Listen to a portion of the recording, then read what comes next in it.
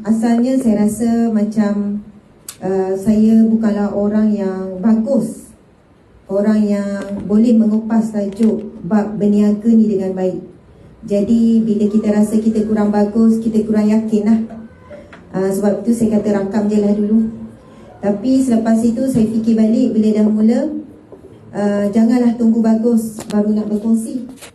Janganlah tunggu kita dah terbukti berjaya barulah kita nak menyampaikan.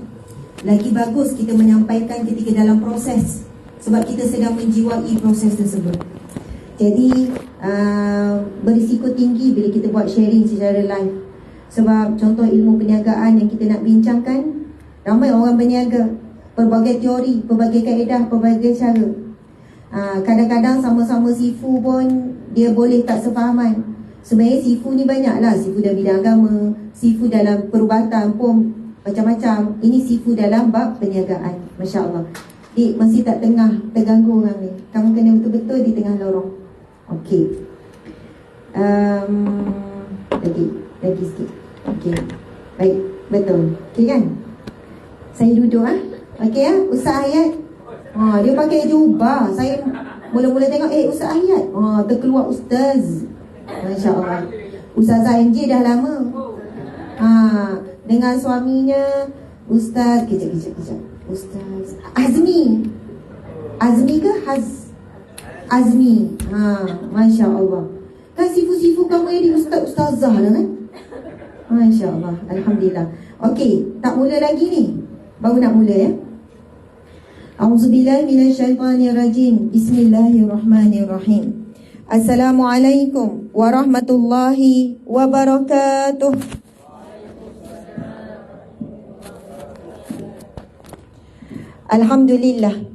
Alhamdulillahi rabbil alamin. Wassalatu wassalamu ala asyrafil anbiya'i wal mursalin wa ala alihi wa sahbihi ajma'in. Pujian kepada Allah yang menciptakan kita, Allah yang telah memberikan segala yang terbaik dalam hidup kita, Allah yang telah mengatur segala-galanya. Dan aturan Allah untuk kita pada pagi ini adalah untuk bersama-sama berada di sini. Kita pun tak tahu macam mana kita boleh duduk sini kan. Macam mana kita boleh terlibat dengan grup ni. Saya asal kena rendah lagi sorry sebab saya tak nak menghalang saya nampak terhalang tu. Nanti kan balik-balik kenapa leher panjang sikit ni rupanya duk lunjuk-lunjuk. Jadi boleh je rendah, nanti awak naikkan je sikit. Sama juga yang ni boleh rendah lagi. Okey, baik. Subhanallah, muslimin-muslimat, kita bersyukur kepada Allah. Pernah tak tengok bagaimana rakyat Palestin, sebab kami kan baru balik daripada MJ pergi ziarah Baitul Maqdis Palestin. Kalau kita tengok mereka yang berada di Palestin, antara yang terkesan dengan peperangan tu, hari ini rumah mereka kena bom. Contoh hari ini rumah mereka kena bom. Kemudian ada kematian orang tersayang, rumah dah hancur lebur. Lepas tu esok kan raya, kan pernah berlaku pengeboman tu di bulan Ramadan. Esok ataupun lusa raya, mereka tiba-tiba je boleh menyambut raya dengan gembira. Mereka terus boleh meraihkan Aidul Fitri. Padahalnya rumah hancur ni, barang-barang semua hilang ni, apa yang dikumpulkan selama ni. Padahal ada kematian orang tersayang ni. Daripada situ apa yang kita boleh belajar, betapa mereka mensyukuri kehidupan. Dan betapa mereka mensyukuri setiap saat dan setiap nikmat Allah bagi. Antara jiwa orang berniaga, jiwa usahawan, dia kena cepat sangat twist emosi dia. Betul atau tidak? Kita cakap sejam, tanpa nokta, tanpa koma, pasal takaful kita ni. Muka orang tu pun ramai nampak berminat. Harapan pun besar. Kita pun memang memerlukan. Tiba-tiba hujung, tak apalah, terima kasih nanti kalau jadi saya hubungi. Ataupun dia cakap sesuatu yang mengecewakan. Macam mana ketika itu kita nak jaga air muka kita? Lepas tu dia tak tahu pengorbanan kita nak luang masa untuk dia tu. Sebelum dia luang masa tu, bergaduh dengan laki kat rumah. Lepas tu dengan anak-anak pun jadi mangsa. Kadang-kadang orang memang tak tahu apa yang kita lalui, apa yang kita telah korbankan untuk berada di situ. Bagaimana daripada situasi yang sangat menekan emosi, tiba-tiba lepas tu kita nak terus dalam keadaan senyum, positif dan terus kepada langkah seterusnya. Ia bukan mudah, tapi ia boleh. Ia boleh dibuat melalui latihan yang berterusan dan juga melalui misi yang jelas, niat yang jelas, niat kita. Masya Allah. Tuan-puan yang dimati Allah sekalian dan sahabat-sahabat yang menonton secara live, saya nak mulakan dengan ucapan terima kasih kepada pihak penganjur, iaitu Puan Noriza Muhammad Yusof ataupun dipanggil Mak Jerung. Tepukan gemuruh kepada Mak Jerung. Saya tak tahu, saya belum ke MJ dah cerita kenapa nama dia Mak Jerung kan. Bila sebut Jerung ni kita bayangkan garang, syak kan, macam makan orang, gigit orang. Okey, memang betul ke? Oh, memang betul lah. Suami dia lah yang paling terkesan rasanya ya. Mangsa yang paling hebat, siapa yang kalah? Siapa yang menang? Dalam rumah tangga tak ada menang kalah kan? Dalam berniaga pun tak ada menang kalah. Dalam kita berurusan dengan klien pun tak ada menang kalah. Subhanallah. Tuan-puan sekalian, saya dengan MJ Alhamdulillah daripada tahun lepas mula perkenalan ke awal tahun ni. Macam tu lah, lebih kurang. Dan saya juga banyak belajar daripada MJ dan banyak juga tindakan drastik saya buat daripada nasihat MJ untuk pengurusan kewangan dan juga pengurusan perniagaan. Jadi sebenarnya tuan-puan berada di bawah bimbingan orang yang tepat. Orang yang tidak macam tak berhentilah nak monitor, nak tanya, nak menggerakkan. Saya tengok dalam grup tu, saya tahu MJ sangat sibuk dengan banyak grup, dengan banyak klien. Pun begitu, MJ tetap jugalah segan-segan pun mesej saya walaupun tak balas. 3 kali mesej nak dapat balasan sekali pun susah kadang tu kan. Tapi begitulah cekalnya hati orang-orang. Saya bukan sengaja tak balas, tapi kerana komitmen. Perempuan ni nak balas, nantilah nak balas panjang sikit, lepas tu langsung tak balas kan. Dengan suaminya yang tercinta Encik Azmi yang sangat banyak menyokong. Dan kita ada barisan unit manager yang sangat hebat, iaitu Tuan Ahyat Ishak. Tepukan gemuruh Tuan Ahyat. Yelah, sebab muka dia pun mengata-kata kat FB tu kan. Selalu buat FB ad apa semua kan. Ramai orang kenal Tuan Ahyat ni, Haji Ahyat, Ustaz Ahyat ni. Banyak membantu peniaga Muslim keluar daripada kegelapan kepada cahaya, ibarat macam tu lah ya. Sebab ilmu itu cahaya, al ilmu nurun. Ramai orang berniaga tapi tak ramai orang nak berkongsi ilmu berniaga. Kita jumpa dalam Malaysia ada ramai jutawan, jutawan, lepas tu bilioner ataupun bilioner lah. Di kalangan Muslim memang ada, tapi tak semua mereka berada di lapangan berkongsi ilmu, berkongsi skill dan bimbingan. Sebenarnya di kalangan non-Muslim, saya tak sebutlah, yang menguasai perniagaan di Malaysia ke, mereka mengadakan ilmu-ilmu coaching bisnes yang sangat konsisten. Mereka cuba bantu peniaga-peniaga di kalangan mereka supaya berniaga dengan betul, berniaga dengan konsisten, berniaga dah cukup-cukuplah langgar dinding tu. Sebab ada pintu pun nak masuk, nak pergi langgar dinding kan. Tapi ramainya sebab tak ada ilmu, dan bila ada ilmu pun tak nak beramal, tetap juga nak pergi hentuk kepala kat dinding kan. Dah terhentuk barulah nak kembali semula kepada sifu, kepada guru-guru masing-masing. Jadi terima kasih Tuan Ahyat, Turut Hadir, Tuan Fauzi, Puan Mazlinda, Puan Aminah Heng, Tuan Izu Zailan, Unit Manager Azin Sulaiman, Barisan Pelaksana Program, Barisan Ejen Takaful Al-Aqiyas Group, Muslimin Muslimat. Lepas tu MC yang penuh semangat, iaitu Encik Azim Sulaiman. Memang kerjanya MC aja. Dia jemput sana sini MC ataupun memang dalaman. Boleh. Gitu, terus tawa. Kalau dia ngantuk jaga Sebab nampak dia menguap tadi. Sebab belum kahwin. Ya Allah, kesiannya tak ada orang nak. Kesian, rupa ada tapi tak laku. Subhanallah. Okey, semua dah cukup. Semua dah cukup, package lengkap. Tunggu tindakan saja. Tuan Azim, tunggu tindakan saja. Paling lambat tahun depan nikah. InsyaAllah, moga dikenakan isteri yang solehah, rezeki yang barakah. Okey, tuan-puan dimati Allah sekalian. Biasalah awal-awal kita menyapa hadirin. Depan saya ni ada ramai ni di dewan ni. Di tempat di bawah MJ. Kalau nak sebut nama dewan ni apa? Allahu Akbar, dahsyatnya nama. Nama dewan ni kamu bolehlah juga pusing inside dia sebab dia orang ingat saya seorang live ni. Tak, ada depan ni. Ada nama hall ni Jerung Hall.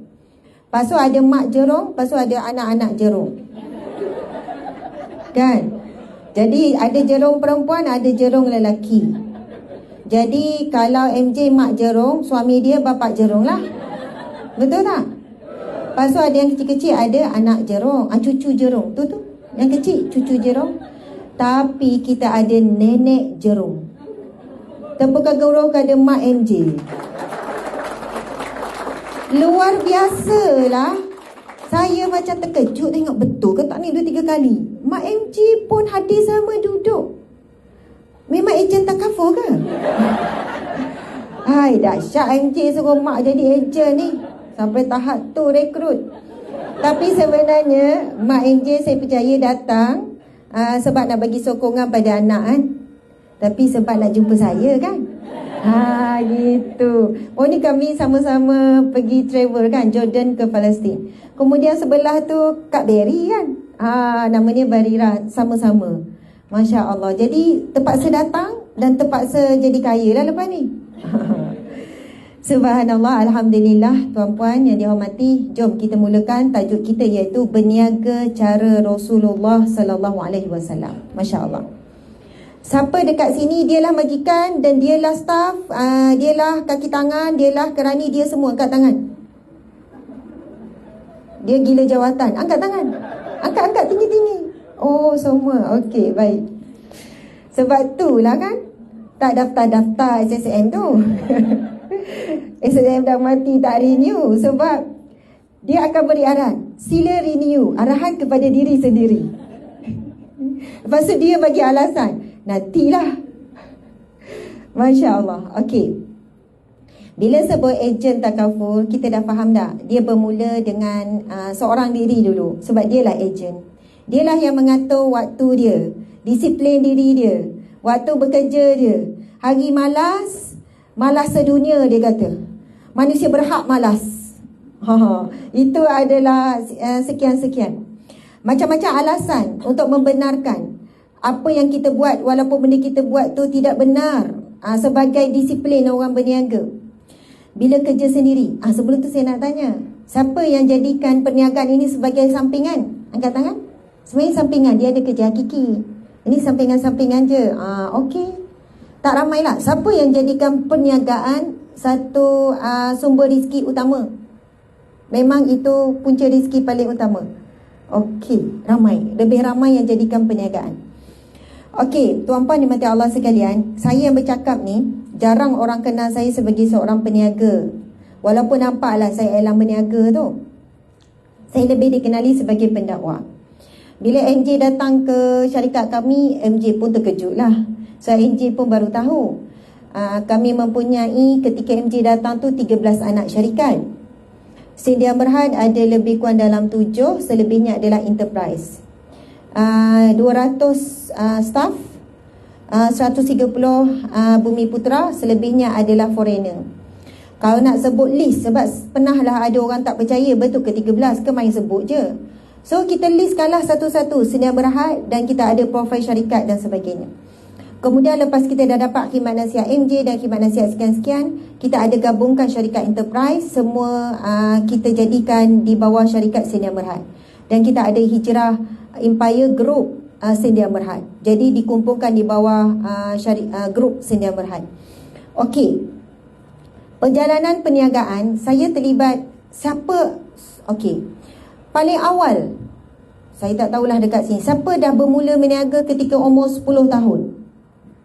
10 tahun dah berniaga. Siapa? 10 tahun dah berniaga. Ada berapa orang angkat tinggi-tinggi? 10 tahun dah jam berapa? Dah jam 4. Tolong mak ayah berniaga. Masa dah terlibat dengan umur 15 tahun dia dah berniaga. Okey, yang tadi itulah kan, tak apalah. Soalan pun. Okey, siapa umur 20 tahun ke atas baru dia berniaga? Baru lama dah ni. Daripada dia kecil, dia dah nampak. Dan saya daripada perut mak lagi dah berniaga. Macam tu. Jadi saya lah paling menang. Sebab tu saya boleh ceramah ni. Kalau tak, saya duduk kat bawah, tuan-puan duduk kat atas. Ayah saya memang peniaga. Daripada sebelum saya lahir. Daripada sebelum ayah saya nikah dengan mak. Zaman, ini cerita 42 tahun yang lepas. Bayangkan 42 tahun yang lepas. Zaman tu tak ramai peniaga orang Melayu. Sebab yang meniaganya orang bukan Melayu.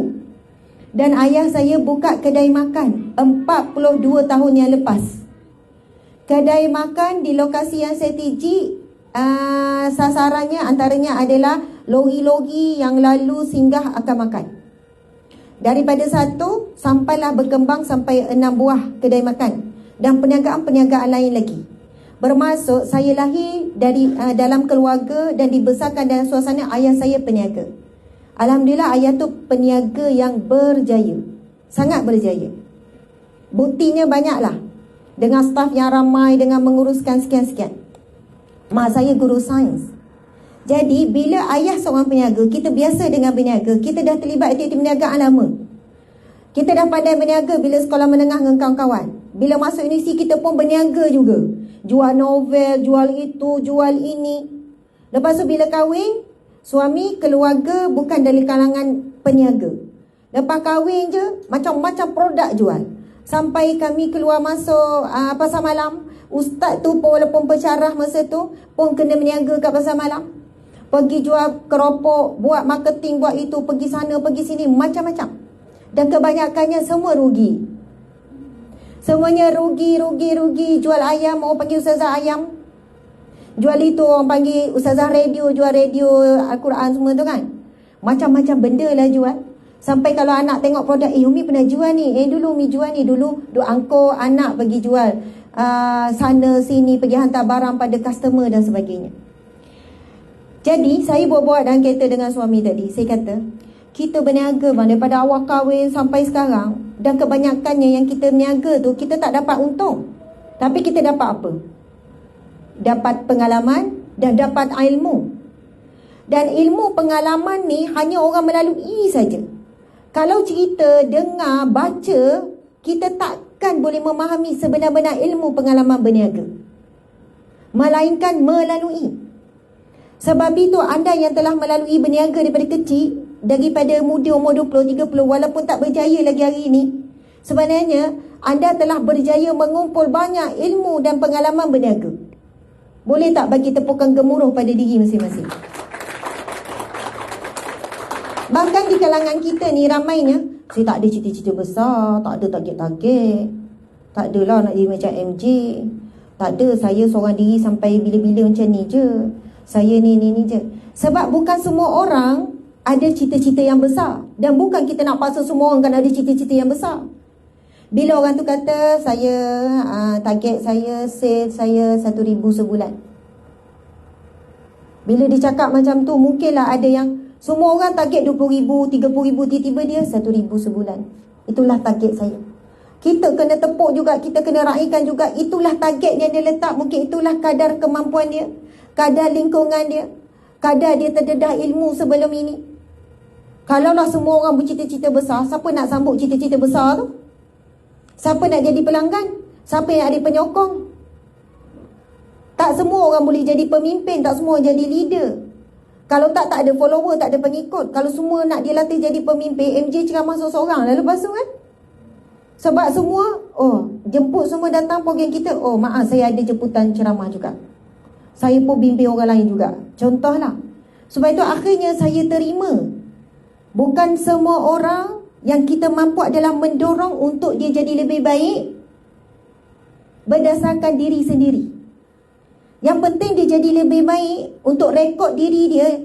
Dia buat perbandingan untuk diri dia. Dia lebih baik prestasi diri dia daripada tahun lepas, daripada bulan lepas. Dia buat perbandingan itu dengan dirinya. Subhanallah. Kalau tak, mungkin kita hilang inspirasi ataupun motivasi.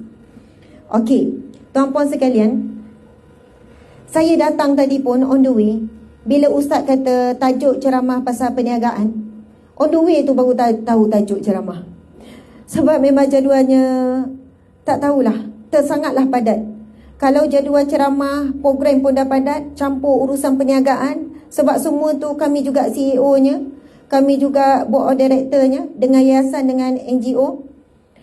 Lepas tu saya cakap apa dengan suami? Saya kata, nak pergi motivasi orang bisnes kita pun tak tentu arah ni bang, macam mana ni? Ya, saya cakap macam tu dekat suami saya. Tuan Ayat, betul kan? Walaupun dah berapa tahun dah jadi CFO, tapi tetap struggle kan? Setiap masa, setiap hari kerja keras. MJ pun sama. Maksudnya orang berniaga, bila saya baca buku Business Like Muhammad ni, mukadimah yang pertama lagi diletakkan, apa dia? Jiwa usahawan, jiwa orang berniaga, dia bukan jiwa dia adalah duit. Bukan duit jiwa dia. Bukan bila dah sampai target, dah dapat duit banyak, dia berhenti. Tak. Dia rasa puas hati? Tak. Jiwa usahawan, kenapa? Okey, kita pergi kepada kenapa Nabi diberi gelaran Abul Yatama. Abul Yatama, bapa kepada anak-anak yatim. Nabi diberi gelaran ini sebelum Nabi jadi Nabi. Ketika Nabi mula berniaga. Nabi mula berniaga, aktif berniaga umur 12 tahun. Sampai bapanya bawa Nabi ke Syam, iaitu negeri Syria sekarang. Maksudnya, umur 12 tahun, baru darjah 6, telah pun ada kepercayaan, diberi kepercayaan untuk ekspor. Ini daripada Mekah ni. Nak pergi ke Syria, jauh ni perjalanan dalam 1000 kilometer ni. Bagaimana hebatnya Nabi, umur 12 tahun dah dipercayai untuk buat kegiatan perniagaan ekspor. Masuk pergi luar negeri ni. Bukan niaga dekat-dekat ni.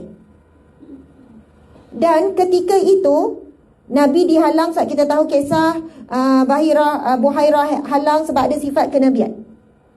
Kemudian Nabi terus berniaga.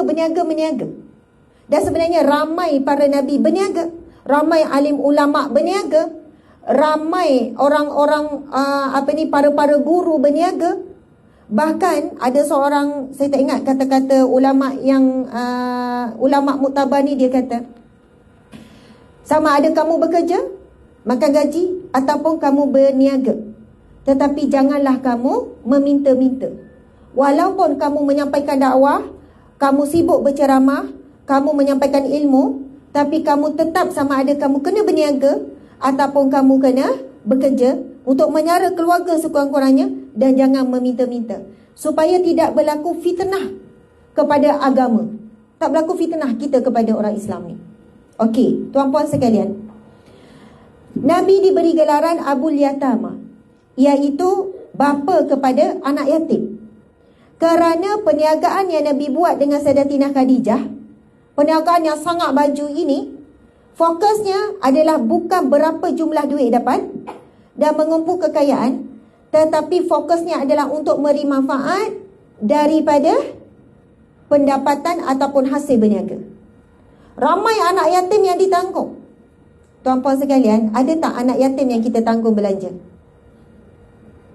Ada tak anak yatim yang kita tanggung belanja, betul-betul tanggung? Bukan kita bagi sekali-sekala bagi. Bukan kita bagi macam kalau jumpa bagi lepas 2-3 bulan barulah ni balik.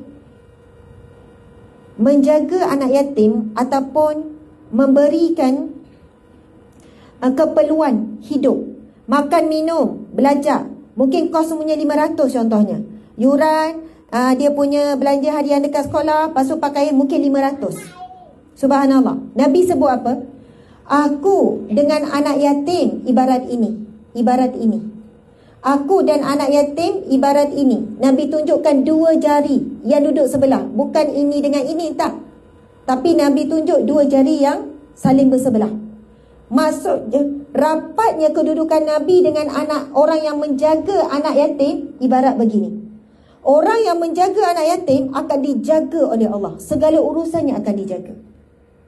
Sebab itu ada orang, bila dia berniaga, dia mula cari anak yatim walaupun seorang. Macam mana nak cari? Pergi rumah anak yatim. Pergi madrasah yang ada anak yatim.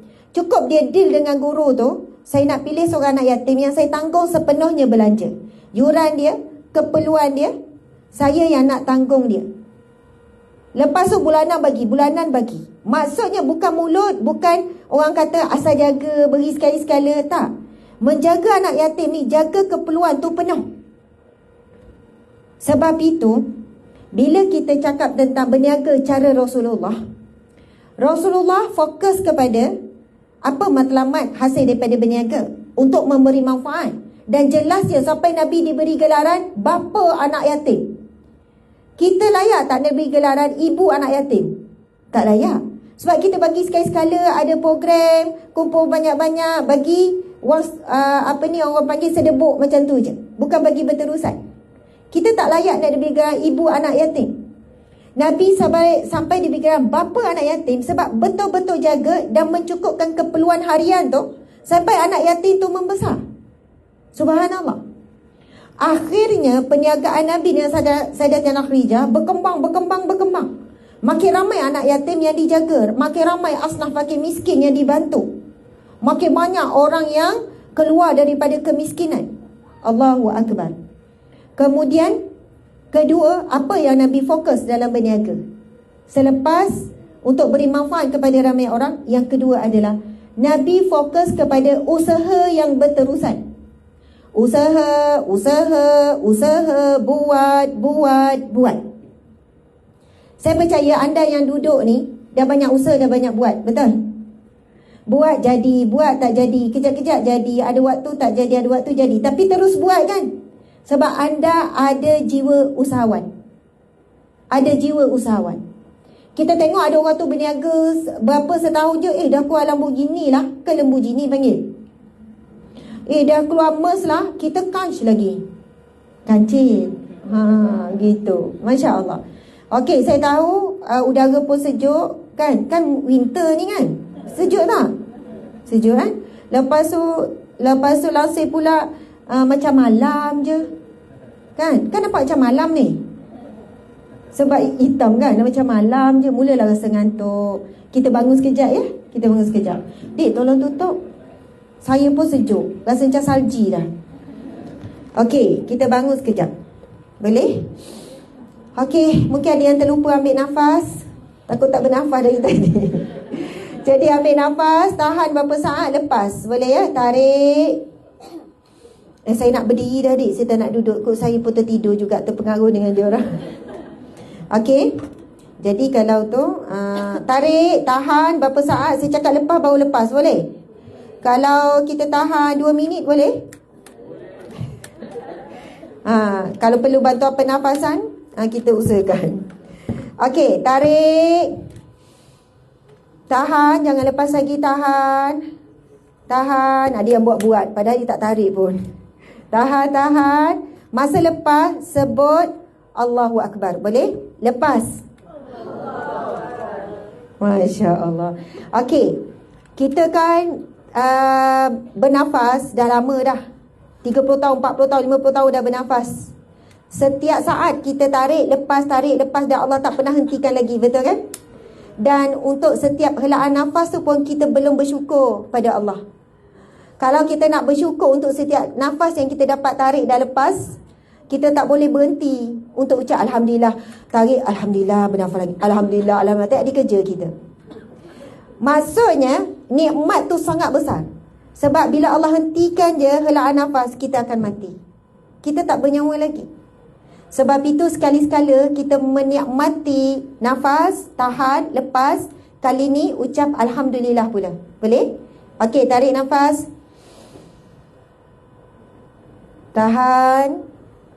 Biar oksigen sampai ke otak dulu. Tahan lagi. Okey, lepas dengan ucap Alhamdulillah. Okey, sekarang masing-masing boleh buat sendiri. Tarik betul-betul sambil pejam mata. Tahan. Mula-mula lepas dengan perkataan subhanallah, kemudian buat kali kedua lepas dengan perkataan alhamdulillah, kemudian la ilaha illallah, kemudian Allahu akbar. Masa pejam tu, cubalah membayangkan maksud kalimah yang kita nak sebut, iaitu subhanallah, maha suci Allah. Dan masa kita buat tu seolah-olahnya kita memang nak beri fokus kepada mensyukuri Allah, mensyukuri nikmat Allah. Okey, masing-masing boleh buat. Saya tak ada kira-kira dah berapa lama nak tahan, berapa lepas tu nak lepas. Buatlah, cuba buat dengan pejam mata. Okey. Tarik sungguh-sungguh.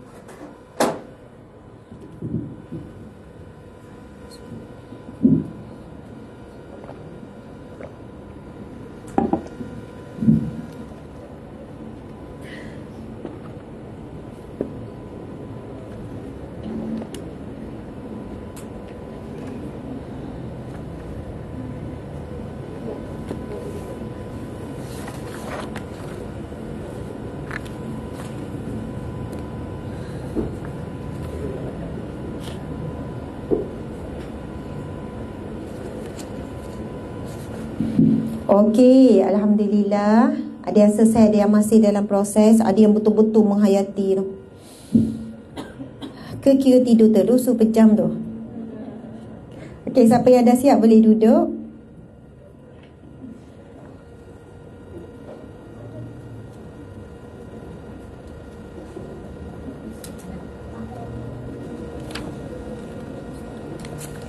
Okey, masya-Allah tuan-puan sekalian. Ini macam tersekat sangat ni, dik. Saya rasa awak kena letak tepi lah pula. Betul-betul jadi tak nampak. Sini ya.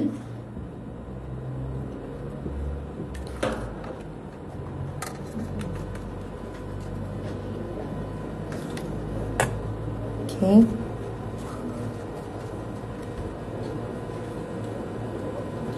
Alih dulu, dik. Alih dulu. Awak pun kena beralih dulu. Sini. Okey. Awak alih dulu yang ni pun kat sana. Okey, baik. Tuan-puan, ada 3 jenis orientasi masa bagi manusia. Kalau dapat faham yang ni pun, insya-Allah kita akan ada sedikit perubahan. Ada 3 jenis orientasi masa. 3 jenis manusia yang berada di 3 masa yang berbeza. Dan apa yang saya sebut ni ditulis dalam buku Business Life Nabi Muhammad sallallahu alaihi wasallam. Dan kita tengok di mana kelemahan kita, dan kita sebenarnya berada di orientasi masa yang mana. Orientasi yang pertama iaitu orientasi masa lalu. Orientasi masa lalu. Orang yang banyak bercakap berdasarkan masa lalu, dia sangat susah untuk bergerak ke depan. Dia asyik ungkit benda-benda yang belakang. Dia asyik sebut dulu, sebelum ini, pengalaman yang lepas, keperitan yang lepas. Dia sangat terhambat dengan pengalaman-pengalaman pahit, kejatuhan-kejatuhan, kegagalan dan kesilapan dia yang lepas. Jadi, dia sangat takut untuk buat keputusan dan tindakan dan untuk buat pilihan. Okey, ini yang pertama. Yang kedua, iaitu orang yang orientasi masa sekarang. Orang orientasi masa sekarang, dia terlalu banyak analisis. Bukan salah analisis, analisis penting.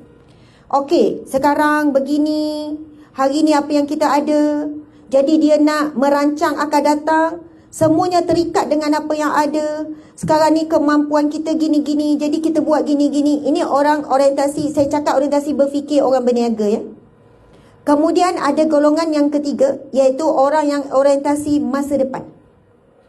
Orang yang orientasi masa depan, kalau kita perhati, ini cara ramai orang yang melatih orang lain bisnes. Macam contoh Tuan Ahyat, contoh MJ. Kalau kita dengar, apa ni Haji Ayat nak bergerak lah tu. Kan, nak pergi dah nampak salam-salam tu. Sebab tu saya terus sebut nama dia. Tak, contoh kan Tuan Ahyat kan, saya bercakap tentang orientasi masa. Walaupun Tuan Ahyat tak faham, buat-buat anggut je ya. Orientasi yang ketiga, kalau kita tengok cara bercakap macam orang Tuan Ahyat, MJ, orang berniaga, saya percaya tuan-tuan pun ada percakapan seperti ini. Mereka banyak bercakap tentang masa depan. Mesti dia akan cakap ayat-ayat, satu hari nanti kita akan macam ni. Kalau kamu buat macam ni, kamu akan jadi begini. InsyaAllah walaupun ekonomi tenat, tapi tak mustahil kita akan capai sekian-sekian. Nampak tak? Orang-orang yang begini dia akan banyak cakap tentang orientasi masa depan. Dan mengikut kajian, memang kajian tu daripada mereka yang ada otoriti buat kajian terhadap orang-orang berjaya, orang-orang berniaga. Mereka, orang berniaga yang berjaya mempunyai orientasi pemikiran masa depan. Walaupun apa yang dicakap tak nampak lagi macam mana nak buat. Dia letak tu, walaupun hari ni nampak macam tak logik, tapi dia berani untuk bercakap sesuatu yang masa depan. Jadi tu ayat dah boleh dah kalau nak bergerak dulu, saya faham. Terikat juga dengan perkara-perkara lain, nanti kita jumpa lagi insya-Allah. MJ tak payah lari lah, dia tuan rumah. Okey. Tuan-puan, muslimin muslimat sekalian, bila kita dah buat keputusan untuk jadi usahawan, jadi peniaga, kita kena banyak bercakap dengan orientasi masa depan. Walaupun masa kita cakap tu dalam keadaan ragu-ragu, kita cakap dalam keadaan kita tak ada keyakinan, kita dah ada banyak pengalaman yang pahit. Sebab itu ciri-ciri orang yang berniaga, dia memang dah ada keberanian dah, bersedia dah dalam mindset dia, berniaga mesti ada rugi. Kita selalu sebut berniaga mesti untung dan mesti nak untung, mesti berniaga kena untung. Tetapi ayat yang kita tak boleh elak, berniaga mesti ada rugi. Kalau orang tu kata, saya tak pernah rugi lagi berniaga, dia belum berniaga betul-betul.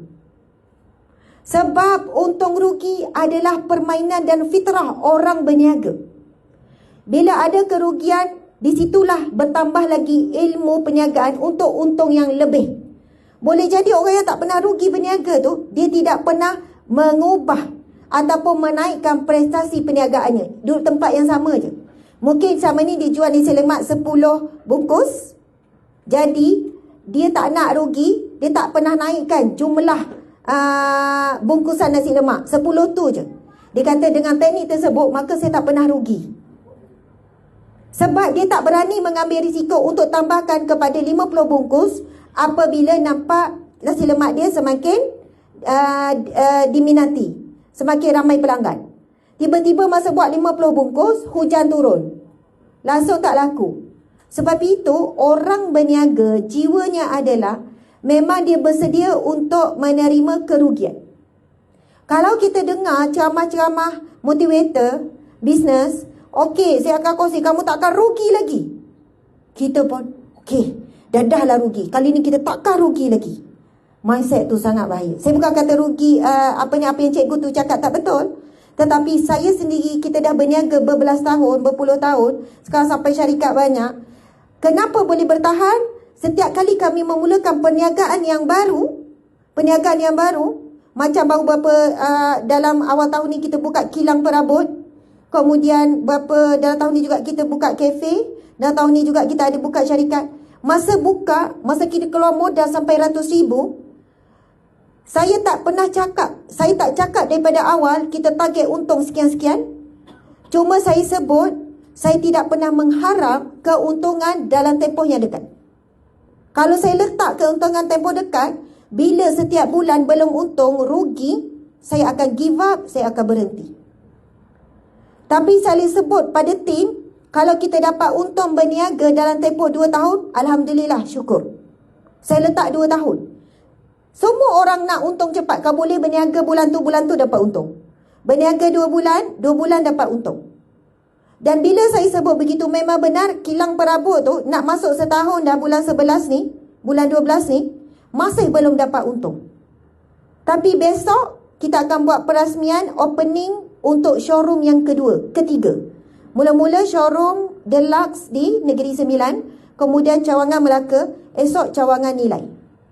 Ada untung tak lagi? Belum ada untung. Tapi boleh survive. Boleh lepasi semua kos operasi kilang yang begitu tinggi, kemudian gaji pekerja dan semua kos-kos yang berkaitan. Dah ribuan dah orang beli. Tapi kita masih dalam proses. Saya letak apa? Tim semua, target kita dapat untung adalah paling cepat 3 tahun. Saya letak macam tu, 3 tahun.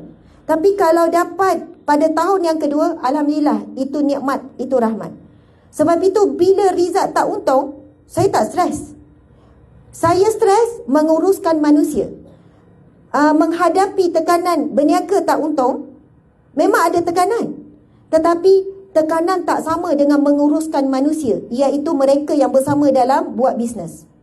Saya tanya MJ, mana lagi stres? Uruskan bisnes ke uruskan manusia yang menguruskan bisnes? Manusia. Kita boleh hadap untung rugi. Kita boleh urus, kita boleh all out dengan perniagaan kita. Yang kita biasa teruji kesabaran adalah menguruskan sumber manusia. Nak bentuk disiplin pekerja, nak bentuk semangat dia, nak bentuk dia punya karakter. Sebab ramai yang push baru gerak, ketuk baru gerak. Marah baru sekian, merajuk itu ini. Malas nak berfikir, sebab bila ada masa kosong je nak tengok phone, nak layan itu layan ni, malah nak guna. Kebanyakannya business owner lah yang perah otak ini nak fikir buat apa, seji. Tinggal lagi, alhamdulillah, kalau kita dapat staff yang sama-sama perah otak, fikir strategi, fikir marketing, fikir semua. Sebenarnya, bila anda sekarang bekerja, usahawan, anda semua usahawan, belum ada staff, Masya Allah, ada orang bila dia cari seorang je staff. Dia nak mula naik, dia cari seorang staff, pembantu. Pembantu ni urus jadual, dia bantu isu teknikal, dia uruskan media sosial contohnya, seorang je. Lepas tu dia boleh tolong bawa drive sekali-sekala. Dia kata, Ustazah, hari tu saya cuba seorang sebab saya nak pergi lebih jauh. Tak boleh Ustazah, tak boleh. Saya berhentikan dia terus. Lebih baiklah saya jadi semua. Sebab walaupun seorang, boleh pening kepala tak? Bila dia diam, bila tanya tak respon, tiba-tiba dia lambat. Lepas tu tiba-tiba sama ni kita handle page tu, adlan marketing tu, elok ikut timing. Tiba-tiba dia pula tak ikut timing. Kenapa awak tak post lagi? Kenapa awak tak ada buat video? Video tu dah siap. Akhirnya masa kita lebih banyak fokus apa? Fokus bisnes ke fokus dia? Fokus dia. Push. Dan paling susah adalah nak bentuk manusia, nak push manusia. Lepas tu jadi gaduh, lepas tu kita rasa kita bos yang tak baik sebab apa duk push orang. Lepas tu kita marah pula, ya Allah aku ni hilang sabar, aku ni. Lepas tu balik-balik lepas kat suami, contoh. Itu kalau seorang, baikkan 5 orang dan kami 200 orang. Sekejap yang ni, sekejap yang ni. Lagi-lagi cabaran generasi muda hari ni, telefon selalu kat tangan. Fokus lagi. Tetapi tetap kena buat sebab di sebalik mereka ada ahli keluarga. Rezeki mereka tu dikongsi. Bukan mudah. Bila begini, nak berhentikan. Bila begini, dah setahun dah ni, tak ada prestasi ni, tak ada apa-apa impact ni, tak ada berubah ni apa semua. Susahnya nak ambil keputusan untuk menghentikan. Akhirnya bincang dengan cik suami, kita ni banyak masa menguruskan sumber manusia berbanding menguruskan perniagaan. Jadi, anda yang angkat tangan kebanyakannya, anda adalah majikan pada diri sendiri, anda adalah pekerja, anda adalah yang menguruskan sendiri. Sebenarnya, anda berada di situasi yang sepatutnya buat masa sekarang. Jadi, janganlah rasa ketinggalan. Contoh maksud saya ketinggalan. Oh, ada tu orang tu, dah ada 2 orang dah. Oh, tim dia dah ada 5 orang lah. Tim dia sekian-sekian. Jadi, jangan kita rasa rendah diri. Sebab saya cerita, dia ada cabaran dia. Tuan-puan ada cabaran tuan-puan. Betul tak? Ada cabaran. Kadang-kadang ramai peniaga disebabkan berniaga masalah besar dalam rumah tangga.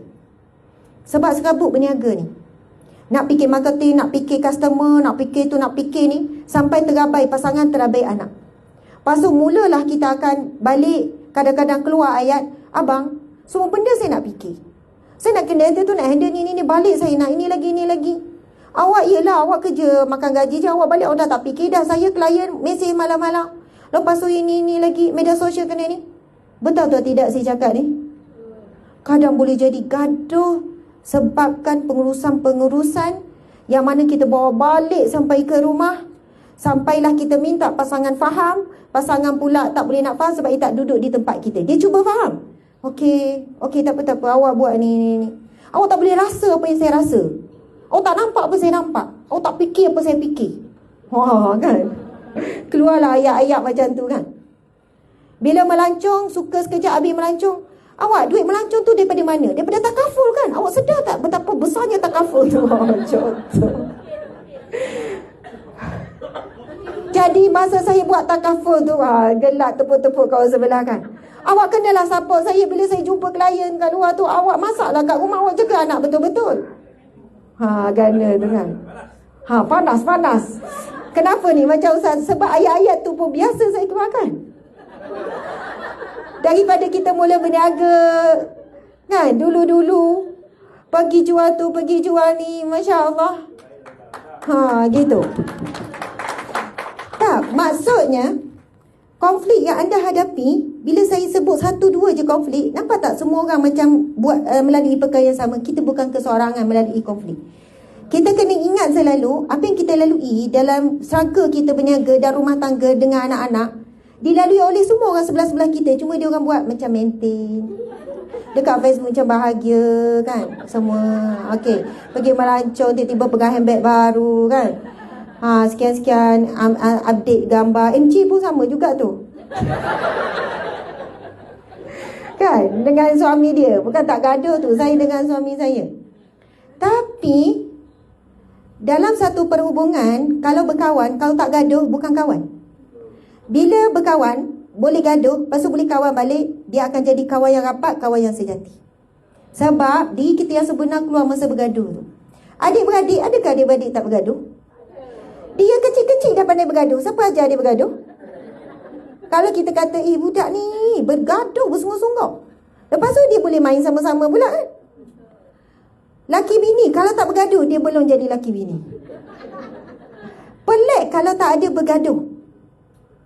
Subhanallah. Nenek jerung. Panggil nenek jerung pula. Betul, orang lama, betul kan? Kerana bila ada salah faham, suami isteri, Nabi dengan isteri Nabi ada bergaduh tak? Ada salah faham. Bahkan isteri Nabi ada tinggikan suara pada Nabi. Isteri Nabi menjawab mulut tak dengan Nabi? Tak berani nak jawab kan? Ada.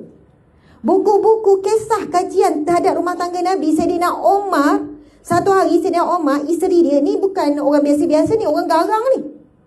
Musuh kalau Sayyidina Umar baru keluar pedang, semua lagi.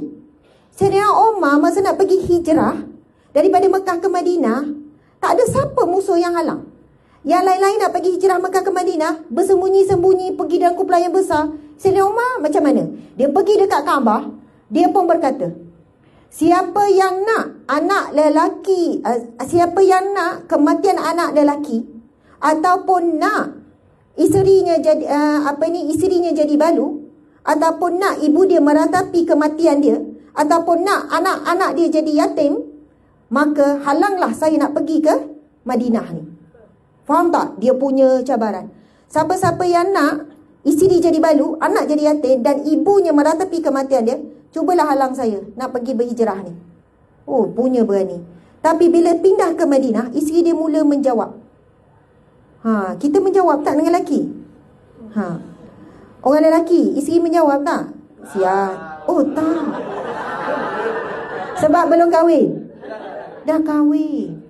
Kesian. Isteri ada mana? Kesiannya isteri tak boleh jawab langsung. Memang detektor sangat.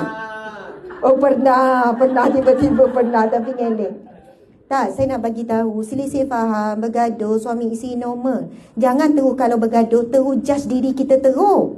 Jangan terus judge, saya dah tak boleh Puan MJ, disebabkan takaful ni si jadi gaduh laki bini. Terus buat kesimpulan macam tu. Padahal kau tak buat takaful, gaduh juga. Gaduh pasal lain, betul tak? Ramai yang bila buat-buat memang akan ada cabaran berniaga. Dia akan sekali-sekali bagi efek kepada suami, kepada anak-anak, sebab ia memerlukan masa. Dan masa kita terhad. Kadang kita orang berniaga, masa tu terambil juga daripada rumah. Saya tak boleh cakap dengan suami saya tak boleh cakap depan orang, saya orang yang sangat menjaga masa. Bila berada di rumah, saya langsung tak buat kerja-kerja di pejabat. Memang tipu lah. Bila berada di rumah, saya langsung tutup handphone. Memang tipu lah. Kadang 1-2 pagi ngadak telefon buat kerja. Kadang-kadang tu pergi dalam bilik, kunci pintu, anak tahu. Sebab saya tak nak kemudian anak saya tengok saya sedang dengan telefon. Walaupun saya buat alasan, ini Umi tengah kerja, tapi saya tak suka anak saya tengok saya pegang phone di rumah. Tapi anak dah tahu bila dia buka, Umi buat kerja kena telefonnya. Sebab suami saya pun cuba perkara yang sama. Bila di rumah, kalau kita ada urgent macam mana pun, biarlah kita buat urusan telefon tu bukan depan mata anak-anak. Telefon siapa tu? Si ada sound apa ni? Sound strap, sound tak apalah tu. Muzik iringan pasal telefon. Okey. Jadi tuan-puan sekalian, masya-Allah, bukan menjadi dosa bila kita guna rumah yang berada waktu di rumah, lepas tu kita terpaksa gunakan untuk urusan perniagaan. Tapi cara. Anak-anak kami semua tak ada phone, walaupun umur 17. Walaupun yang sekolah menengah duduk dekat rumah. Dan mereka tak ada media sosial. Dan mereka juga tak selalu tengok TV sebab kita memang tak ada semua siaran Astro semua tu. Mereka tak ada main game sebab memang mereka tak ada phone dan tak ada alat game. Semua tak ada. Tapi anak kami alhamdulillah tidaklah ketinggalan daripada zaman ni. Dan untuk itu, kami juga mengelakkan diri kami sentiasa dengan phone supaya adil. Anak tak pegang phone, kami pun tak boleh pegang phone. Kalau kami ada urgent, ada kerja esok nak buat perasmian esok ni, jadi suami dah tahu saya akan masuk bilik dan suamilah akan counter dengan anak-anak. Jadi saya buat urusan kerja. Saya dah selesai, saya akan tinggalkan phone dan saya pun pergilah kat meja makan ke kat apa tanpa phone. Soalannya phone tu jadi haram bila berada di rumah, objek phone tu. Kalau perlu, masuk bilik buat urusan. Lepas tu keluar balik. Subhanallah. Sebab walaupun kita jelaskan pada anak, Umi ni tengah buat urusan, walaupun tunjuk mesej tu. Tengok tak Umi bincang ni.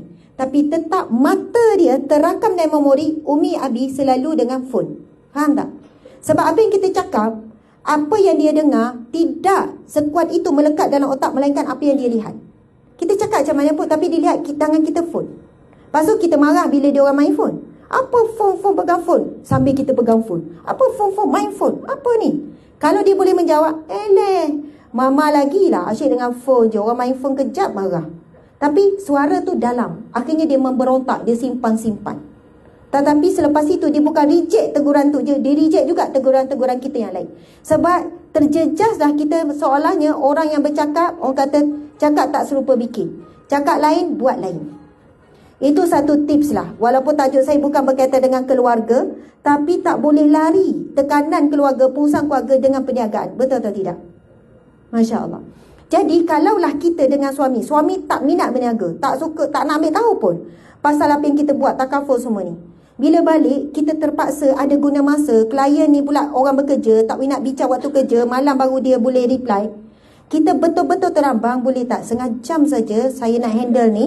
Kejap lagi saya keluar balik. Bagi saya setengah jam saja. Lepas tu fokus betul-betul, sudahkan betul-betul. Lepas tu tarik nafas. Tarik nafas, bismillahirrahmanirrahim. Lepas tu kita keluar. Sebab ruang dalam rumah dengan anak-anak itu ada ruang kerja kita yang sepatutnya bila kita berada di rumah. Kadang tu dengan telefon ni, saya dengan muka-muka sekali stres ni. Balas mesej ni beremosi orang perempuan kan. Balas. Lepas tu, okey, letak tepi, tarik nafas. Lepas tu keluar daripada bilik. Okey semua anak-anak, jom. Twist terus emosi. Kena twist. Kena adil dengan anak-anak. Bukan sebab mereka kita stres. Bukan sebab mereka kita tertekan. Terus ubah. Okey, boleh senyum, boleh ketawa. Barulah kita tak rasa bersalah dengan anak-anak, dengan pasangan. Kita tak ada pilihan. Mungkin akhirnya kita akan sebut, abang, awak tahu tak, saya ni macam berlakon tau. Sekejap saya nangis, kejap saya senyum, saya twist, nanti saya jadi gila ni. Sekejap, tu nangis. Kan? Sebenarnya, memang manusia boleh ubah-ubah, kita boleh berubah. Dan it's okay pun kalau kita kejap senyum, dalam kereta nangis ni, gaduh dengan lelaki contoh kan. Tiba-tiba keluar jumpa customer. Ya puan. Macam berlakon kan. Lepas tu masuk balik dalam kereta, sambung balik nangis. Pernah tak gitu? Pernah kan? Kadang kita rasa, aku ni tak betul ke? Sebenarnya ramai orang alami perkara yang sama. Ramai orang bila depan orang okey senyum, sebenarnya dia sedang berusaha untuk beri yang terbaik untuk waktu-waktunya. Ada waktu sedih, sedihlah. Waktu marah, marahlah. Jangan sampai maki amun. Waktu kita gembira, gembiralah. Janganlah pula masa gembira, saya ni luar je gembira, sebenarnya dalam menderita. Janganlah menipu, gembira-gembira je lah betul-betul. Walaupun bercuti 3 hari, tapi otak saya rugi sangat. Sebab itu Nabi sebut saatan-saatan, sesaat-sesaat. Kamu kena menikmati setiap saat. Kalau kamu berada dalam situasi gembira, gembira. Dalam waktu kamu rasa lemah, kamu berdoa, kamu minta pertolongan, kamu dalam lemah. Sekarang pukul 12:06. Oh, besar jam tu kan. Saya kena berhenti pukul apa? Pukul 12. Dah lebih masa dah MJ kan. Saya start tadi pukul 11 lebih. Saya rasa saya boleh sampai 12 suku kan. Sekarang 12.7 minit. Lebih boleh dalam 12 suku macam tu ya. Oh, pukul 4. Boleh, saya tak ada masalah. Tapi dalam 12.30 gitu saya gerak. Boleh Encik sambung sampai pukul 4. Encik pun pukul 4 juga kan? Oh tak, sokong dia je. Okey, tuan-puan dimati Allah sekalian, yang ketiga, prinsip perniagaan Nabi. Apa yang pertama tadi? Niat ada untuk beri manfaat. Betul kan? Maksud Nabi sampai diberi gelaran Abul Yatama. Saya tak habis cerita pasal Sayyidina Umar tadi. Ingat tak cerita tu? Nanti saya cerita balik kalau sempat. Okey. Lepas tu yang kedua, Nabi fokus kepada usaha yang berterusan. Usaha. So, sepanjang usaha tu kita dah dapat banyak pahala, sabar, bersangka baik, usaha bekerja. Semua tu pahala belaka tu. Walaupun hasil tak nampak sangat, tapi hasilnya yang paling utama adalah pahala. Yang kita gagal, silap buat keputusan, sedih, jatuh bangun tu, ada pahala kat situ. Sebab pahala sabar. Kalau tak sabar, tak duduk kat tempat ni sekarang. Tak ada. Okey.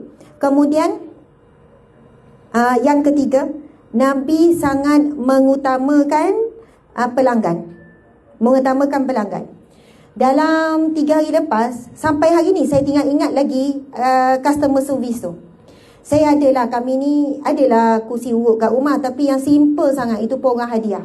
Saya dah lama nak cari kursi urut, tapi kadang-kadang macam tu lah, masa tak ada nak beli, bila ada tak pakai kan. Tapi saya tengok suami saya selalu pakai. Jadi duduk cari lama dah berbulan-bulan. Tapi semalam lahir saya, kok ada orang nak bagi kursi urut. Kan MJ Okey. MJ tak dengar. Dia kebetulan tak dengar, tak apa. Okey, kursi urut MJ. Saya ada pergi kat satu showroom kursi urut ni kan. Lepas tu, yang sales girl tu, saya dah pergi banyak tempat. Tapi sebab sales girl ni sangat jujur, menyebabkan saya jadi ingat walaupun harga dia mungkin mahal sikit, saya jadi rasa macam, jadilah dengan dia nak beli. Walaupun ada yang lain lebih murah. Sebab kejujuran dia bila saya tanya perbezaan-perbezaan tu, walaupun saya saja je test, mana yang paling bagus. Sebab ada yang paling mahal. Ada yang sangat mahal, paling mahal. Lepas tu ada yang kedua mahal. Lepas tu ada yang ketiga tengah-tengah. Bila saya tanya yang paling mahal, yang ni memang bagus ya gini-gini, dia pun terus serang. Dia cakap, memang harga dia mahal, tapi sebenarnya kan, puan, dia bukanlah yang paling bagus. Bagi saya lah, sebab saya dah rasa semua. Lepas tu yang kedua ni, tak. Dia bagi yang tengah-tengah, yang sederhana. Oh, kenapa? Kalau dari segi untuk kaki, dia pun terangkan gini-gini. Jadi tak ada rugi sangat. Lepas tu dia perfect untuk semua, bla bla bla bla. Saya kata bagus. Padahal kalau awak promote saya yang ini, awak kau yang paling mahal ni, awak dapat komisen lebih, betul tak? Ya, tapi saya kalau boleh nak pelanggan puas hati. Dia cakap tu daripada hati. Bila kita bentangkan plan takaful, kita bentangkan plan tu untuk kita ke untuk pelanggan? Ya. Tetapi sejauh mana kita benar-benar dalam hati niat untuk beri manfaat. Sejauh mana benar-benar kita ikhlas jujur untuk beri manfaat. Sebab orang semua suka menerima, betul tak? Suka menerima ke suka memberi? Okey, baik. Jawapan solehnya suka memberi. Tetapi hakikatnya kita suka menerima, betul tak? Tapi kita diajar supaya memberi sebab banyak pahala. Tapi bila kita terima, contohlah kalau ada kawan telefon kita, Assalamualaikum bro. Gitu kan bro. Ya guys. Aku nak pergi kat rumah kau ni. Kenapa? Kau kenapa nak datang? Aku ada hadiah sikit ni nak bagi kat kau ni. Dah lama dah hadiah ni, masa pergi Bali gitu. Masa kita dengar dia kata nak datang, nak beri hadiah, gembira tak kita? Oh, gembira. Datanglah. Bila masa pun aku okey je. Kau cakap je bila kau nak datang. Happy ni sebab kita sedang nak menerima. Tapi kalau kawan cakap, Assalamualaikum bro, ya kau apa khabar? Baik. Kenapa? Nak jumpa sekejap? Kenapa? Ada apa tu? Adalah boleh share bisnes sikit, apa-apa. Masa tu kita rasa macam mana? Tiba-tiba, aku sebenarnya sibuk, bukan tak nak tau. Kau tak nak tolong kau, aku sibuk sebenarnya. Gini-gini. Tak apa, tak kisah bila masa pun. Kau malam pun aku pergi, waktu tahajud pun aku pergi. Contohlah kan gini. Tak apa, nanti aku okey, aku bagi tahu. Sebab masa tu kita rasa kita sedang nak diambil sesuatu. Faham tak? Feelingnya kita nak diambil, duit kita nak diambil. Bukan kita nak menerima. Kita bukan nak menerima. Sebab itu, feeling untuk memberi ni kadang-kadang, subhanallah, saya tak tahulah vibration saya rasa dengan MJ contoh. Mungkin sebab MJ dah sangat suka untuk memberi. Beri ilmu, beri pertolongan, beri sekian-sekian. Peringkat awal MJ datang, MJ cakap pada saya, Ustazah tak apa, saya tolong je, yang ni tak apa, tak ada feel. Beri sampai masa kita tak terasa pun tiba-tiba kita ambil takaful dengan MJ. Rupanya MJ dah lama rancang, saya je yang lalai. Tak, sebenarnya saya tahu kalau MJ plan, dia punya niat nak dekati saya sebab nak ambil plan takaful dengan dia untuk pekerja. Kemungkinan kalau itulah vibration niat asal, kemungkinan saya tak akan ambil dan benda tu tak sampai ke situ. Faham ya? Sebab pertemuan pertama, kedua, ketiga, bahkan MJ langsung tak sebut. Dan saya percaya MJ tak plan pun benda tu. Bukan plan. Pertama jangan sebut lagi, pertemuan kedua jangan sebut lagi, ketiga jangan sebut lagi, supaya Ustazah tak perasan perancangan dia adalah untuk sebenarnya tak. Macam mana? Supaya lalai berterusan, sehingga tiba-tiba kenapa ada takaful ni? Kan? Subhanallah. Tetapi selepas MJ berikan saya ilmu bagaimana, sebab saya tanya soalan, cabaran utama kita ada general manager, tapi macam mana saya nak jaga kebajikan general manager? Sebab ketika itu saya mula rasa faham general manager adalah orang penting. Saya dah letih dah untuk melatih orang-orang baru sampai peringkat mereka mahir buat kerja. Kita sekarang ada 10 general manager. Macam mana general manager ni kita nak pegang dia, kita nak jaga kebajikan dia. Lepas tu masa tu lah MJ baru cakap, yang pertama Ustazah boleh buat ni, kedua Ustazah ni, ketiga ni. Saya kata saya tak terfikir nak berikan semua kebaikan manfaat tu kepada general manager. Masa tu lah saya mula tanya, MJ ada cadangan tak? Saya rasa saya nak berilah apa yang ni. Dari segi kemampuan saya tak mampu. Lepas tu MJ kata, Ustazah, MJ buat benda ni. Oh, baru saya tahu.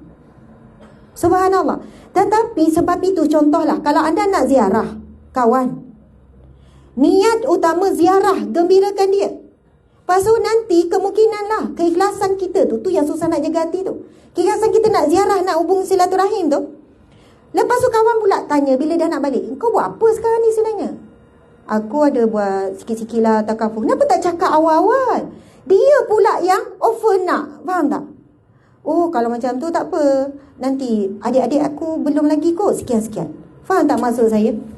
Sebab ramai orang sekarang mendekati orang, dia bukan dengan vibe ataupun dengan niat memberi, nak beri manfaat, tapi niat tu memang untuk ambil sesuatu daripada orang tu. Orang tu boleh rasa, dia punya gelombang tu boleh rasa, boleh terkesan. Allahu Akbar, subhanallah. Bagaimana Nabi bila berniaga di Syam, ketika umur Nabi dah 25 tahun tu, 24, 23, masa Nabi sebelum nikah dengan Sayyidatina Khadijah, antara ciri-ciri cara Nabi berniaga jual barang ni dekat Syam tu, dekat Syria ni, dekat jual barang ni, bila Nabi tak ada barang yang orang cari di tempat Nabi, Nabi akan sarankan, okey, Cik, kalau Cik nak ni, maaflah kita tak ada, contohlah ya, contoh. Tetapi saya sarankan pergi ke kedai sebelah ni. Saya nampak hari tu ada contohnya. Dan sekiranya apa yang Nabi sediakan itu rasa kurang, Nabi jujur, sebenarnya kualiti ni kurang bagus, kualiti ni sekian-sekian. Nabi jujur sangat dengan apa yang ditanya oleh pelanggan. Walaupun kemungkinan Nabi akan hilang pelanggan tersebut, Nabi akan hilang. Walaupun Nabi tak dapat pelanggan tu, tapi kerana kejujuran dalam berniaga, ramai-ramai delegasi perniagaan tu daripada Mekah ke Madinah, Nabi memperoleh untung yang paling tinggi. Dan kebiasaan Nabi ketika itu yang tak dibuat oleh peniaga lain ialah kebanyakan peniaga Mekah, bukan kebanyakan, semua peniaga Mekah bawa barang daripada Mekah untuk dijual di Syam. Syam tu 4 negara sekarang, Syria, Lebanon, Syria, Lebanon, Palestin dengan satu lagi? Sudah. Encik suami, 4 negara Syam, Syria, Lebanon, Palestin. Jordan, betul Jordan. Semua ni adalah Syam. Lepas tu, yang lain habis barang berniaga, bawa balik duit. Tapi Nabi tak. Apa yang Nabi buat? Nabi guna duit tu balik, beli barang balik. Beli barang-barang Syam. Lepas tu jual balik di Mekah. Akhirnya Nabi dapat keuntungan dah masa berniaga di Syam, dan Nabi keuntungan berganda bila balik di Mekah. Masa tu Nabi buat cara yang tak dibuat oleh orang lain. Dan Maisarah ni lelaki yang Sayyidatina Khadijah suruh temani Nabi dan tengok macam mana cara Nabi berniaga. Nabi sangat jujur, Nabi sangat mengutamakan manfaat kepada pelanggan. Nabi tidak menzalimi pelanggan, tidak menipu, dan untuk jujur ini perkara yang sangat susah bagi peniaga. Sangat susah. Tetapi rupanya daripada kejujuran berniaga, mula-mula Najah rugi sebab jujur. Sebab jujur jadi rugi. Kita sekarang tak boleh jujur. Kalau kita jujur tak untung. Tapi disebabkan kejujuran, mungkin rugi sekejap, tapi keuntungan yang berganda selepas itu. Keuntungan yang jangka masa panjang. Dan kejujuran peniaga akan teruji bila kita memerlukan, bila kita terdesak. Sampailah kita tak bagi tahu info yang sebenar dalam polisi itu. Sebab kan bagi tahu yang sebenar, nanti dia cancel pula nak ambil. Contohlah. Ini bukan senang. Tapi kejujuran akan menjadi basic, akan menjadi satu tapak dan akar yang kuat untuk kita bertahan tempoh yang lama dalam berniaga. Masya Allah. Ada ke yang tengok? Oh, ramai juga. Dalam dekat 3,000 Dalam 3,000 juga yang tengok. Saya tak tahulah saya cakap pasal apa ni, tuan-puan yang tengah live ni. Harap dapat ilmu jugalah ya. Mungkin ada yang berniaga, mungkin ada yang sedang down ke apa. Boleh kaitkanlah apa-apa ya. Gitu. Yelah, subhanallah. Saya pun dah tak tahu ni saya cakap apa ni. Sebagai kesimpulan, tuan-puan dimati Allah sekalian, Masya Allah, sekarang ekonomi memang tenat. Sebenarnya ekonomi bukan Malaysia je, negara dunia, banyak negara. Tapi Ustazah, ekonomi saya sentiasa tenat daripada dulu. Bukan sebab tahun ni je. Memang tenat Ustazah, cukup-cukup makan je. Sentiasa cukup makan. Kalau tak kerja keras, memang tak boleh lah nak belanja lebih, nak keluar makan ke, nak pergi berjalan ke, memang tak boleh. Tu apa yang saya selalu cakap begini pada encik suami lah, bila kita suami isteri buat kerja sama-sama kan. Sebenarnya pendapatan peribadi tu dah lebih daripada cukup dah kalau untuk keluarga, untuk anak-anak, lebih daripada cukup. Pendapatan daripada apa yang kita buat kecilan dulu. Maksudnya alhamdulillah, daripada buku saja sales juta-juta kan. Maksudnya keuntungan cukup dah. Tapi kenapa kita buka satu demi satu? Kita buka peluang perniagaan, kemudian kita buat pula itu, buat ini macam-macam. Tengok MC dah pegang mic dah. Dia dah bagi signal. Berani dia tunjuk mic depan-depan. Letak sekarang. Itulah. Tolong siapa-siapa pukul sikit dia. Okey.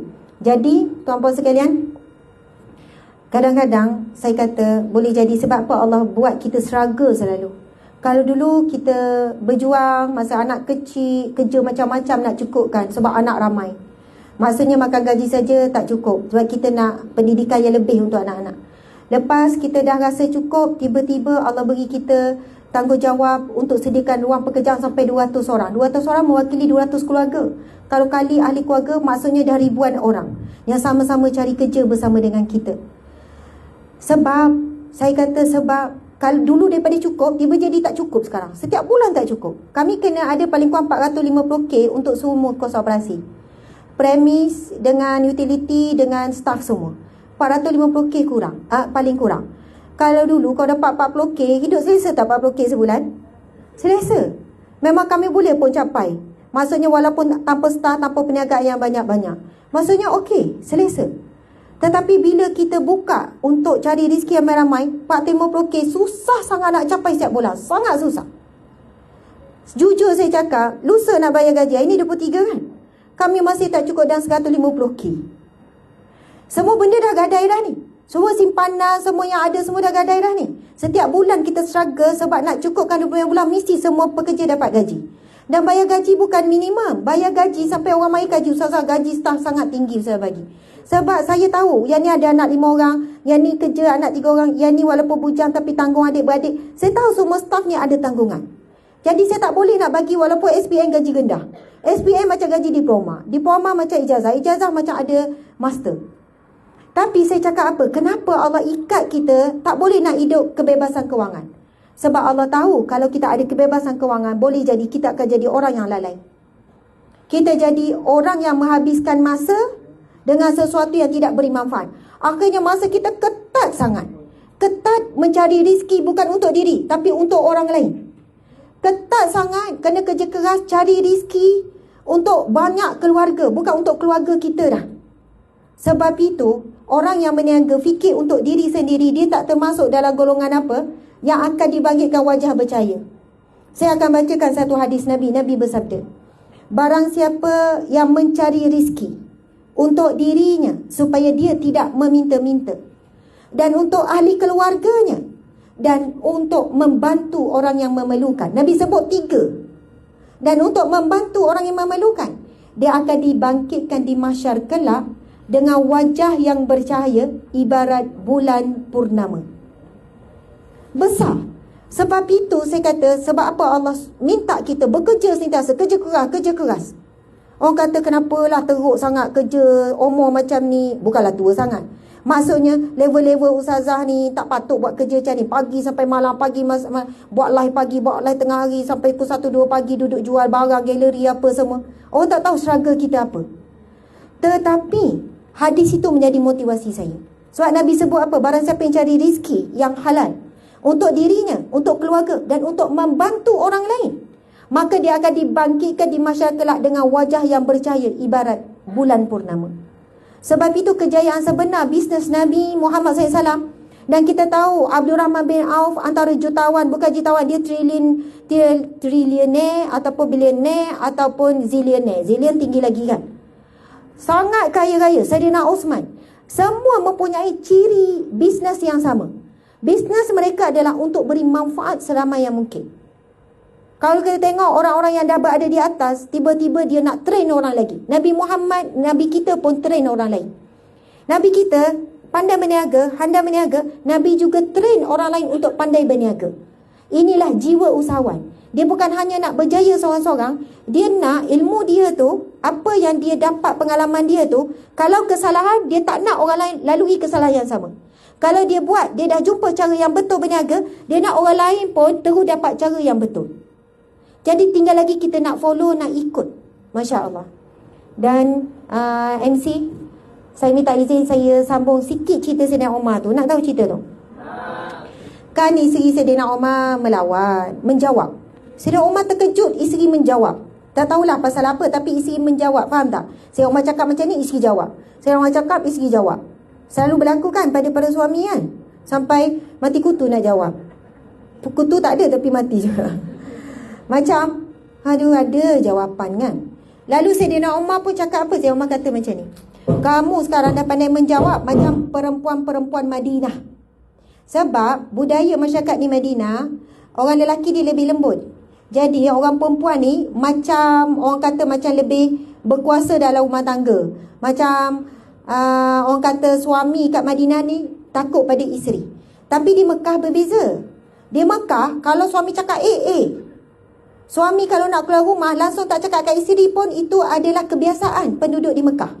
Maksudnya sangat dominan, sangat diktator, macam itulah lelaki di Mekah dengan para isteri.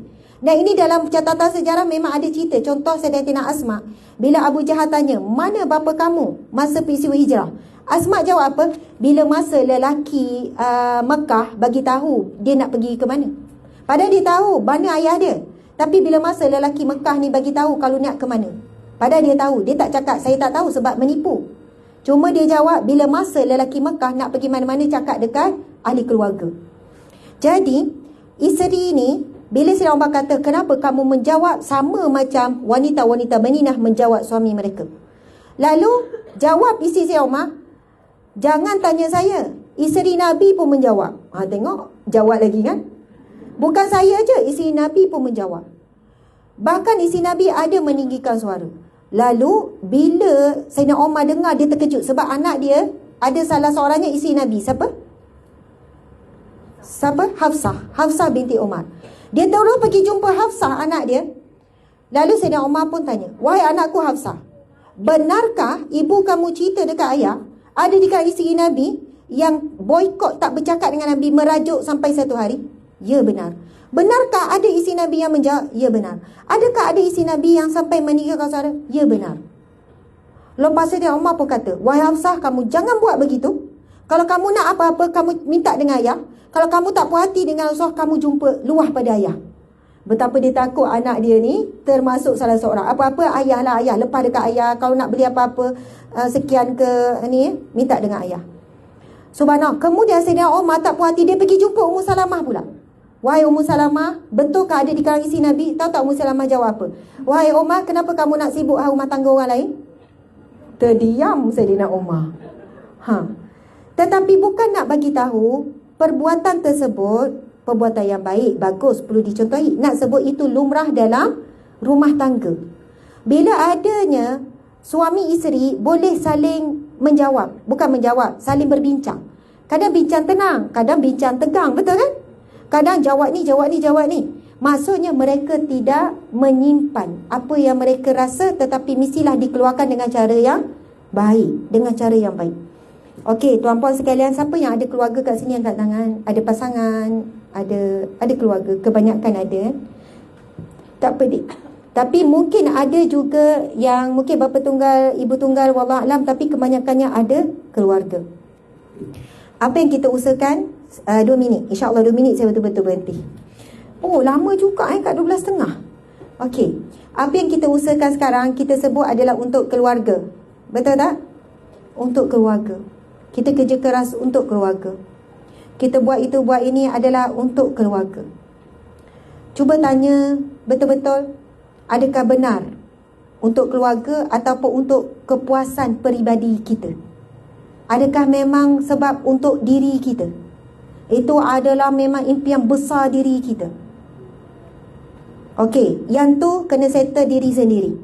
Kalau kita jujur, kita tengok, rupanya memang sebenarnya untuk pencapaian diri, untuk diri, bukan untuk keluarga. Jadi apa yang kita sebut untuk keluarga tu macam kita menipu diri sendiri. Macam menipu diri sendiri. Habis tu Ustazah nak jujur je cakap, saya berniaga memang untuk diri saya, keluarga nombor 2. Takkan nak cakap jujur macam tu. Saya kata bukan perlu jujur sampai begitu. Cuma berdoa dan mengharap, meminta dengan Allah supaya Allah bantu untuk betulkan apa yang dicakap. Sebab mulut cakap untuk keluarga kan, untuk bantu orang susah kan. Ya Allah, bantulah aku untuk menunaikan apa yang aku katakan. Kalau kita minta tolong dengan Allah, Allah beri pertolongannya. Tapi kita tak pernah minta. Saya sendiri kalau cakap depan staff kan, lepas cakap saya rasa, aku jujur tak cakap tadi. Saya buat semua ni untuk kamu. Betul ke saya buat untuk staff ke untuk diri saya? Faham tak konflik tu? Saya buat ni untuk ummah. Lepas tu saya fikir, betul tak untuk ummah? Ke sebab sekian-sekian? Saya buat ni untuk mempertahankan agama Allah, untuk demi dakwah. Saya tertanya-tanya dalam hati saya lepas tu, aku hipokrit, aku menipu ke? Sebab nak meniaga guna perkataan dakwah. Apa yang mampu buat? Sebab syaitan akan bisik, akan buat kita rasa was-was, akan buat kita rasa menipu. Akhirnya kita tak ada motivasi dah nak cakap apa-apa, nak buat apa-apa. Apa yang mampu? Ya Allah, bantu aku untuk membenarkan kata-kataku. Bantu aku ya Allah untuk membenarkan apa yang aku cakap ya Allah, apa yang aku katakan tadi. Bukannya saya pergi, minta maaf lah saya tarik balik, saya rasa saya bukan betul-betul jujur lah cakap untuk ummah. Subhanallah, sebab hati ni sangat berbolak-balik. Hati kita ni sukar sangat nak tetap begini, sekejap semangat, sekejap gini, sekejap gini. Lepas tu baca pula ayat-ayat penunggang agama, terus terasa tuju pada diri sendiri. Orang tuju direct dengan saya, Ustazah tu tunggang agama, ceramah-ceramah sebenarnya nak berniaga. Tu rasa, betul, macam betul lah dia cakap. Tu rasa down, bang, kita tutup lah, kita fokus dakwah je lah. Perniagaan semua tutup lah. Bukan tak datang, bukan tak give up, bukan tak fikir. Sebab penat sangat berniaga, penat sangat bila hadapi pelbagai ujian cabaran berniaga. Tetapi yang mampu kita buat tuan-puan sekalian adalah minta tolong dengan Allah. Ya Allah, bantu aku membenarkan apa yang aku katakan. Akhirnya Allah luruskan apa yang kita sebut dengan apa yang kita buat, insya-Allah. Terima kasih banyak-banyak. Mohon maaf salah dan silap. Mudah-mudahan sedikit sebanyak ilmu yang saya minta maaf kalau ia tidak menyentuh langsung secara direct dengan tajuk iaitu Business Like Nabi Muhammad sallallahu alaihi wasallam. Tapi kita sentuhlah sikit-sikit. Dalam tu ada ilmu-ilmu yang mungkin berkaitan dengan apa yang kita lalui sekarang, apa yang kita nak usahakan akan datang. Semoga bermanfaat insya-Allah. Teruskanlah jaga hubungan dengan Allah, sebab Allah lah yang memberikan kepada kita rezeki. Sekian, wabillahi taufiq wal hidayah. Assalamualaikum warahmatullahi wabarakatuh. Terima kasih ya yang menonton secara live. Masya Allah, saya mohon maaf juga salah silap. Oke, waalaikumsalam warahmatullahi wabarakatuh. Sekali lagi beri tepuk tangan luar biasa untuk Ustazah Asma di atas